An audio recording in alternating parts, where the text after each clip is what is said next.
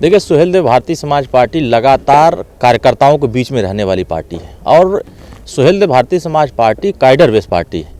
हम लोग एसी में बैठ करके राजनीति नहीं करते हैं, हम कार्यकर्ताओं के बीच में रह के राजनीति करते हैं।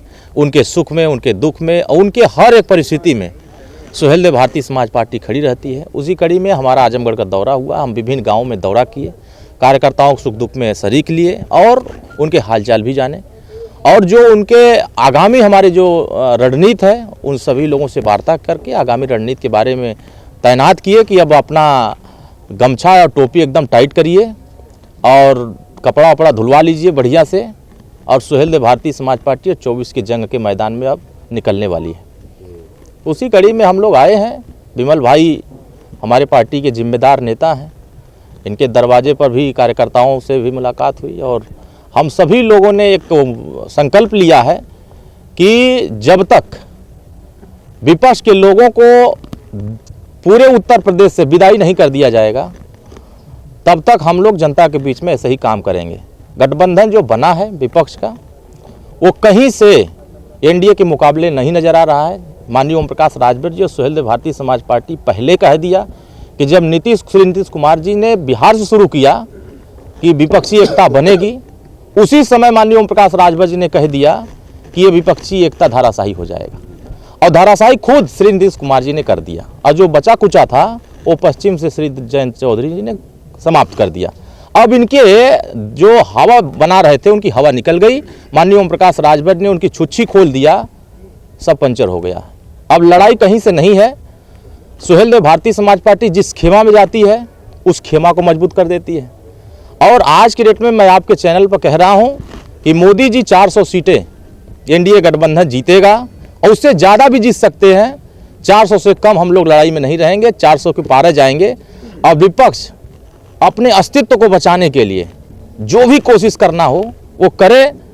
अब जनता उनको स्वीकार नहीं कर रही। तो कांग्रेस गठबंधन तो उसके बीच है, ये तो वो कह रहे थे कांग्रेस धोखेबाज पार्टी है, कांग्रेस चालू पार्टी है, कांग्रेस ओबीसी विरोधी पार्टी है।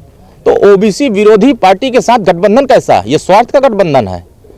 प्रदेश की जनता जान रही है कि ओबीसी, दलित, पिछड़ा, आदिवासी, वंचित, शोषित सबकी लड़ाई माननीय ओम प्रकाश राजभर जी और सुहेलदेव भारतीय समाज पार्टी लड़ती है।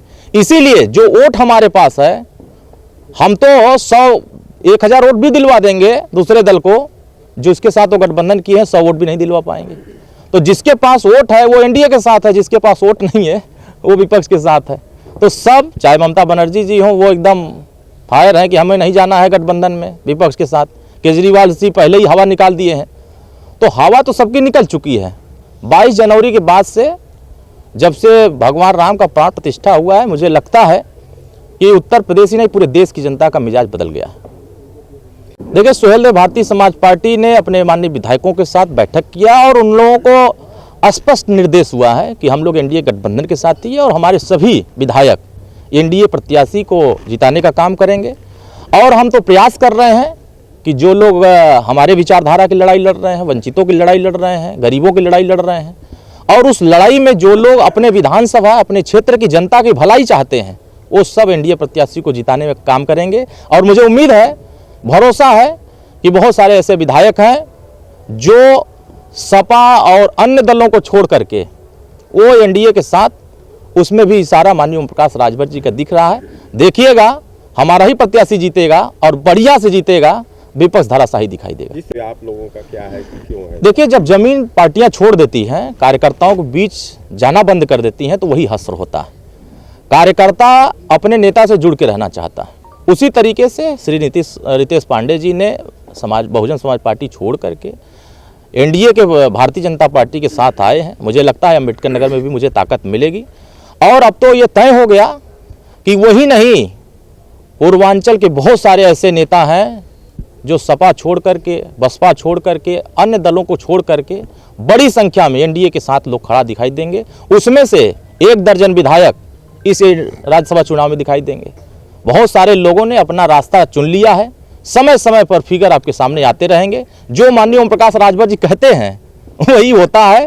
वो पहले कह दिए थे कि उत्तर प्रदेश में जितने गठबंधन बन रहे हैं, मजबूत गठबंधन एनडीए के साथ रहेगा, दगे हुए कारतूस दूसरे साथ चले जाएंगे। देखिए, लोग कहीं से लड़ें, लोकतंत्र में सबको लड़ने का अधिकार है।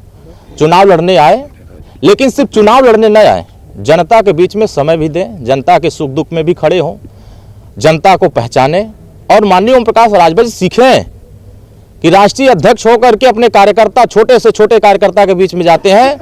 उनके दलों के राष्ट्रीय अध्यक्ष कार्यकर्ताओं से छोड़ दीजिए, बड़े नेताओं से मिलना मुसाफिर नहीं समझते। तो हम लोगों के साथ मुझे लगता है कोई भी आके लड़े, यहाँ एनडीए का ही प्रत्याशी जीतेगा, बहुमत से जीतेगा। सुहेल देव भारतीय समाज पार्टी जिसके साथ वही भारी रहेगा। प्राण प्रतिष्ठा के बाद बात आई थी कि मंत्री पद की बात चल रही थी, अब विलंब का कारण क्यों ना? देखिए, कोई विलंब का कारण नहीं है। सुहेल देव भारतीय समाज पार्टी अपने कार्यक्रमों पर फोकस की हुई है। माननीय ओम प्रकाश राजभर जी आज की राजनीति में मंत्री से बड़े हैसियत में है। वो पूरे प्रदेश ही नहीं, पूरे देश में जितना श्री अखिलेश यादव जी की चर्चा नहीं है, उससे 100 गुना ज़्यादा माननीय ओम प्रकाश राजभर जी की चर्चा है। तो कहीं ना कहीं हमारे नेता गरीबों की लड़ाई लड़ रहे हैं, वंचितों शोषितों की लड़ाई लड़ रहे हैं।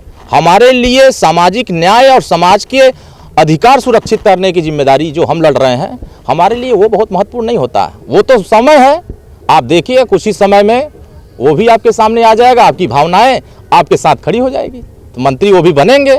और पूरे प्रदेश की जनता उस चीज़ के इस बारे में नहीं सोच रही है, वो जो सोच रही है कि हमारे हकों की बात सरकार के सामने जो दमदारी से रख रहे हैं उसको कामयाबी तक ले जाएं।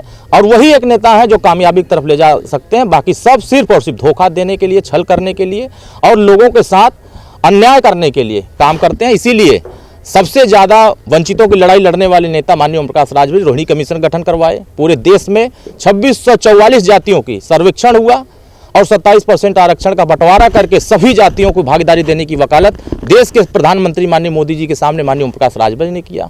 उत्तर प्रदेश में भर और राजभर जाति को अनुसूचित जनजाति में शामिल कराने के लिए प्रधानमंत्री जी के सामने अगर मजबूती से किसी ने वकालत किया तो माननीय ओम प्रकाश राजभर ने किया। तो हम समाज के हर वर्गों के हितों की वकालत करने के लिए हम गठबंधन के साथ हैं। जनता हमारे साथ खड़ी है। मुझे लगता है कि भगवान राम का भी आशीर्वाद हम लोगों के साथ है और महाराजा सुहेल देव राजभर का भी आशीर्वाद है।